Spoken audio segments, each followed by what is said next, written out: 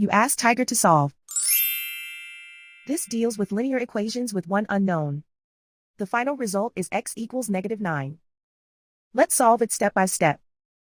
Group all x terms on the left side of the equation. Subtract 2x from both sides. Group like terms. Simplify the arithmetic. Group like terms. Simplify the arithmetic. Group all constants on the right side of the equation. Subtract 5 from both sides. Simplify the arithmetic.